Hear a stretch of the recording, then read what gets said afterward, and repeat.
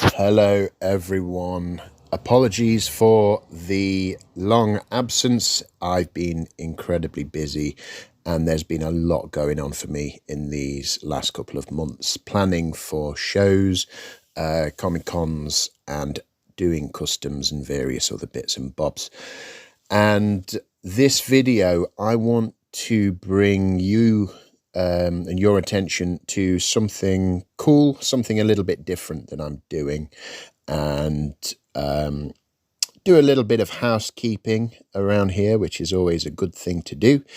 And so, without further ado, let's get into it. So, this video, I want to bring to your attention a whole host of action figures that I am going to be putting up on eBay.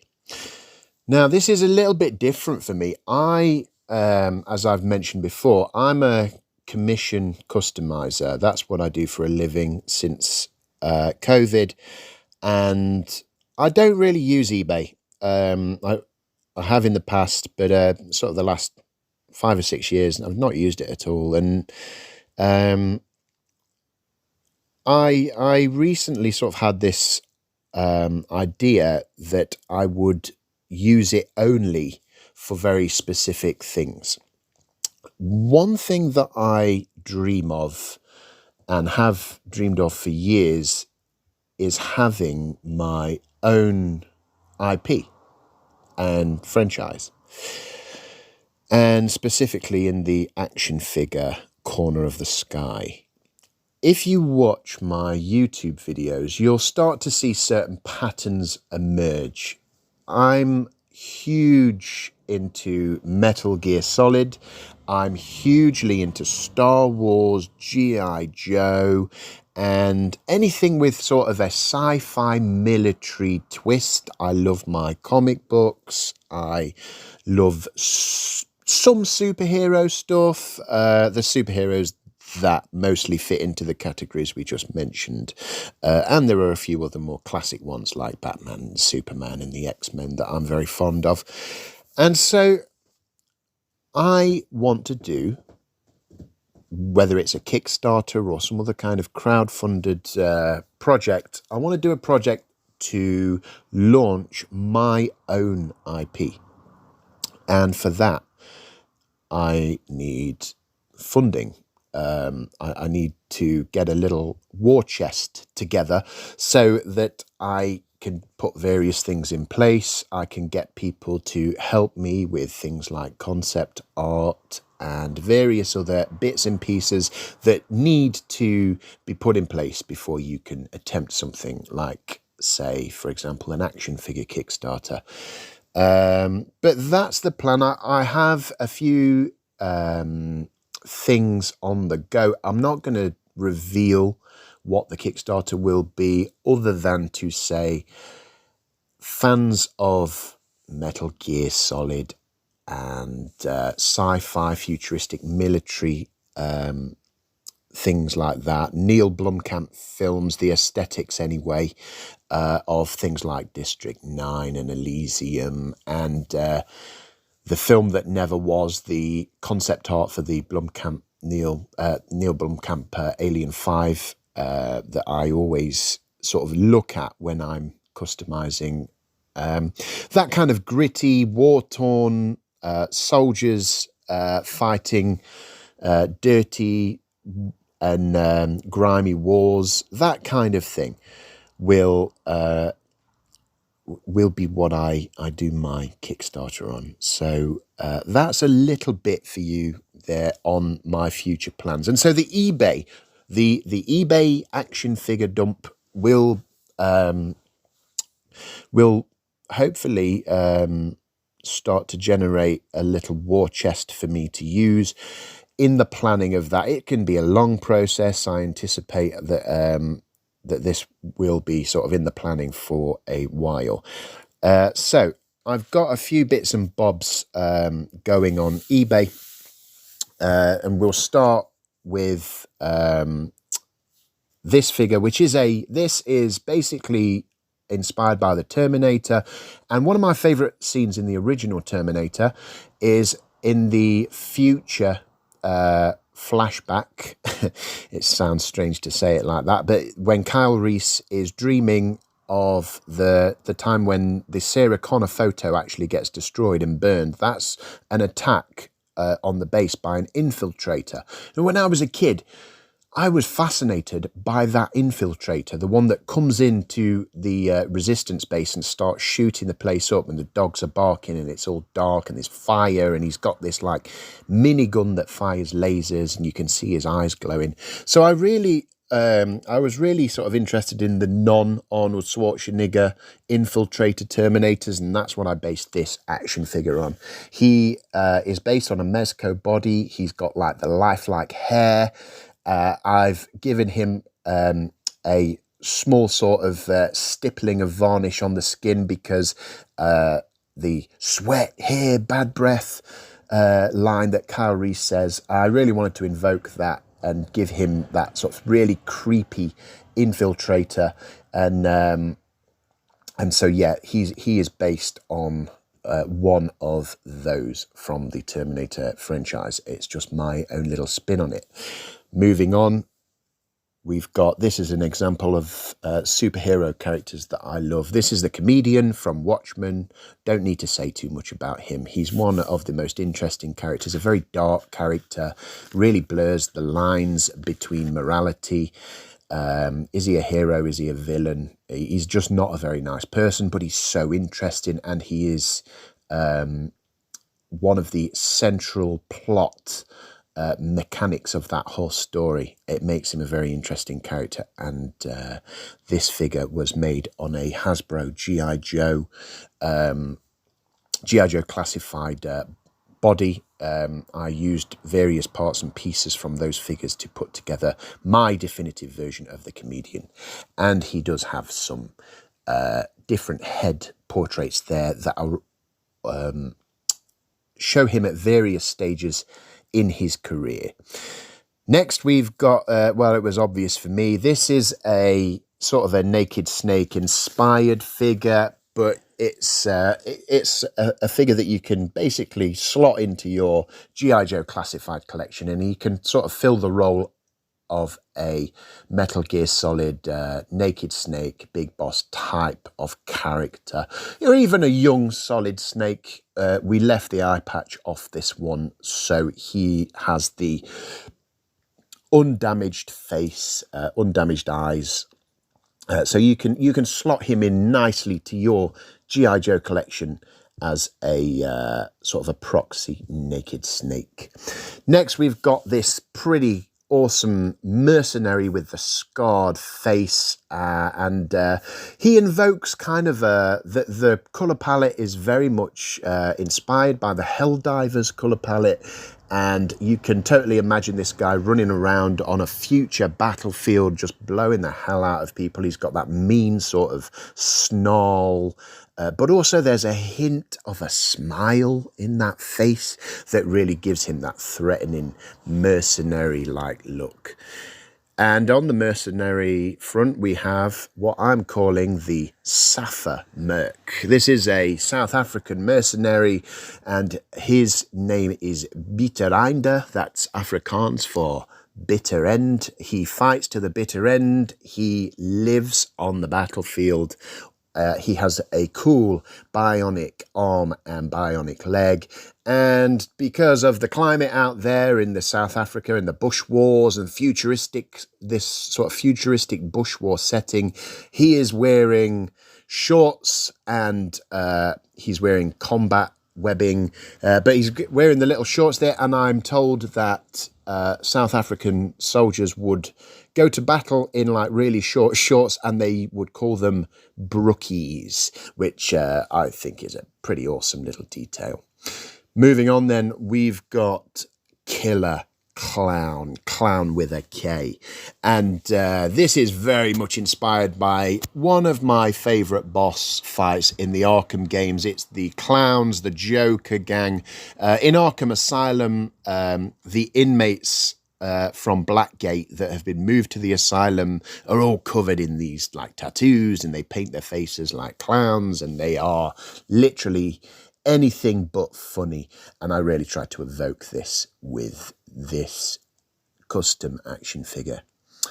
Okay, then moving on, we have Curse of the Spawn, one of the most interesting spawns. I remember when this comic came out, it was like in the very late 90s, and I was completely hooked on Spawn in those days. And so when Todd McFarlane released the Curse of the Spawn series, and you had this figure, which was Future Spawn, he appeared in the book, and I just thought that was the coolest thing, that there were like other spawns in the Spawn universe that we were finally getting some information about, because up until then it had been very much we'd had a few spoilers with like the medieval Spawn and what have you, but this was really the comic book series where you really got into like the lore of what a hell spawn was. And we can't have a Spawn character without having Spawn himself. This is the classic Al Simmons Spawn as he appeared in the 90s, the glorious 90s comics, and he's got his hamburger head, he's got loads of like awesome combat gear, grenades, pouches. You've got to have pouches on your Image comic characters, and there's no Image comic character more famous than Spawn. He has a wired cape, he's fully articulated, painted, sculpted, and he's got his awesome Arsenal of Doom. Stripping it back a little bit to something slightly less over the top, this is a futuristic character called Bato, and Bato actually comes from a amazing manga series called Ghost in the Shell. He's a member of Public Security Section 9. He's got bionic eyes. He's a tracker. He's an ex-ranger. And he is one of the most loyal members of the team, working alongside the Major Motoko Kusanagi, who you can bet your bottom dollar will get a custom action figure in the near future. But my favourite character from Ghost in the Shell is by far Bato. I will make other versions of this character, but for now I am happy with this one. He uses actually the Destro head, and why I use that is because that sort of Destro mask has like the lines, the paneling lines on the mask, and it gives that really cyberpunk, slightly altered feel. He is like almost full-bodied cyborg in the manga and the amazing shows, anime shows, and definitely one of my absolute favourite characters in all media. Moving on then, going to a galaxy far, far away with this one. This is the Wandering Jedi. And I wanted him to evoke a sense of like a wandering samurai, a war-torn, war-weary Jedi, at the sort of later part of his career, going around the galaxy, exploring exotic planets, and he reminds me a little bit of Ram Kota from the Star Wars Unleashed games, one of my favourite game series for Star Wars. And he is really grizzled, he's got battle scars, he's really cool. You got the detail in the face there, the top knot, the beard, all hand sculpted, hand painted, and we put that on a Kamakura body from the G.I. Joe Classified line because I really wanted to evoke that sort of samurai feel. A classic comic book character here, it's Captain America. And I'm a big fan of the idea of super soldiers, and what I love about the ultimate version of this character from the Ultimate Marvel Universe is they really dove into the idea of propaganda. What would the world be like if you actually had a super soldier, and indeed what would happen if you then lost that super soldier and then revived him and found him again years later? And it really was Mark Millar really made that comic series really striking, and it really centered around the character of Captain America and how he fit into this new world. It was dark, it was gritty, and I wanted to evoke those feelings as I do with all my work. I like dark, gritty, battle weary type. That's my style. That's the style I absolutely love. And I wanted to sort of put that on Captain America. I want it to look like this guy's been in the field for a few days. You can see his suit, and it's sort of chipped up a little bit, and it looks like he's been in the thick of it. So this next character I am calling Old Clone, and he really evokes a Metal Gear Solid Old Snake feel. Again, one of my favourite things is grizzled old veteran soldiers. And yeah, very little explanation needed with this one. He has the Solidus snake head, and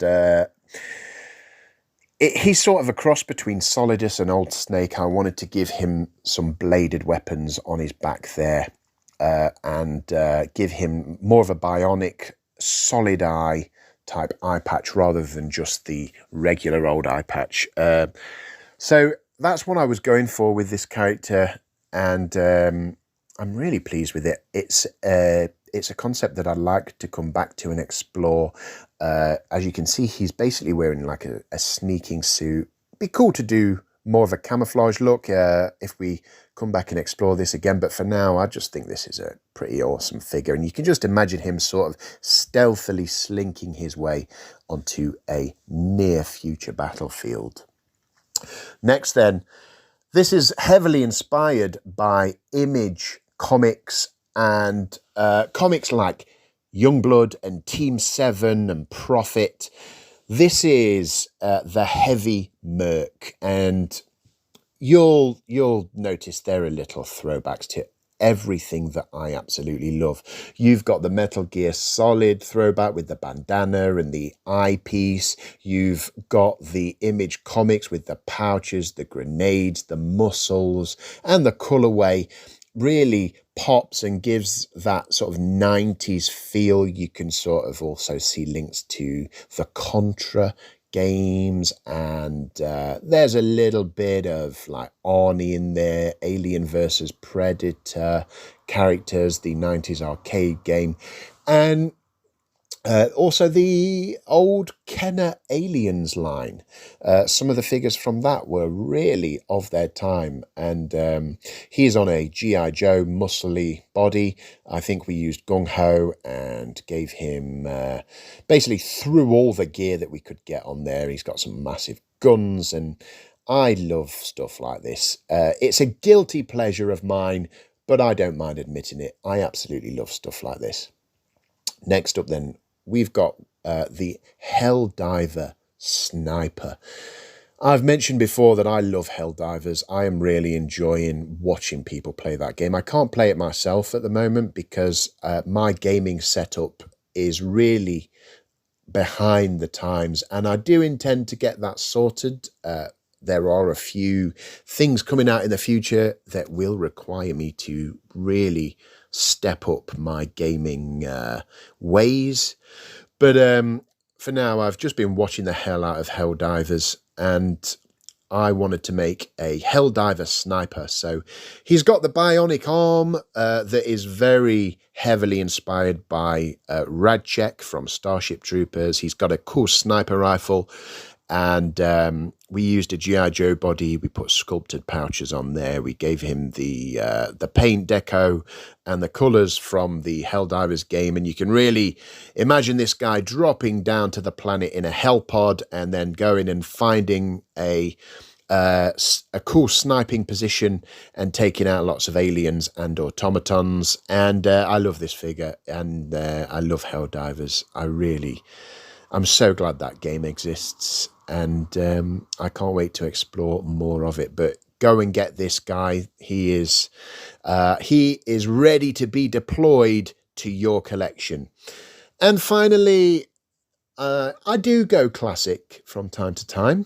I do have an interest in the more classic superhero stuff, and there's no more classic hero than Superman. So this is my version of the Henry Cavill Superman. With a few touches, I touched up some of the sculpting on the head, the hair, the boots are slightly different. I wanted them to sort of be a little bit more heavy duty.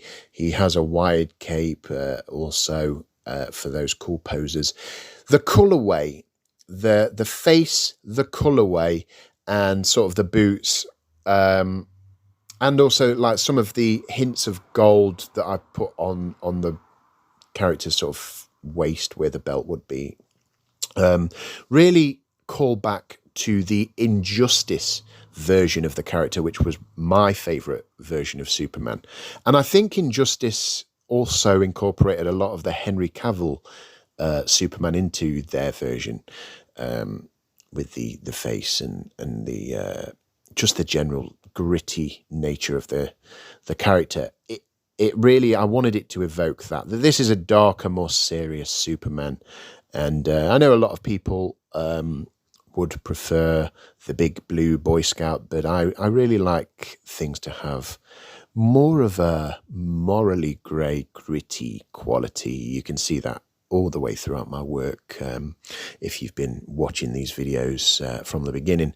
So that's my version of Superman. He's along with the others on eBay. So if you are interested, these are currently now all up on my eBay, and I will put a link in the description of this video so you can go and check those out. And yeah, go get them. Go and get bidding on these. And I really want these to go to good homes. And there will be more. I'm going to aim for between 1 and 2 figures a week to go up on eBay. And I know that's a tall order, but I've set myself the challenge. I'm confident. I'm excited. And so we're going to do that. So yeah, before I go, I am going to keep doing my regular videos. Those are the Metal Gear Solid lore videos that we've been doing. I'll also be doing eBay update videos. So whenever I get a new batch of figures ready, I will do another video like this and put them on. We're going to still be doing all the cool stuff retro figures. You can check those out by going to All the Cool Stuff, the website. That is allthecoolstuff.co.uk. And Dave has set aside my own little portion of the website there now, so you can go and check that stuff out. A lot of the older sets that we did do will get a second run. We're also going to be doing new sets for the upcoming shows this year. We've got a couple of shows planned that are yet to be announced. We will be at the London Film and Comic Con in the Star Wars zone, so pop over to the No More Heroes table and come and say hello to me. I'll have a bunch of cool stuff that you can purchase at the show. And yeah, there'll be more Metal Gear stuff in the future on the channel. We are very excitedly counting down to the new game that will be coming out very soon, Metal Gear Solid Delta. And as promised, it is on the way. I absolutely assure you, the Metal Gear 2 Solid Snake fan proposal lore video that is still in the works. It's a massive undertaking and there's been so much going on, but it will happen and it will be coming very soon. Okay guys, thanks for watching, and please go and bid on these. Take care of yourselves, and I will see you in the next one.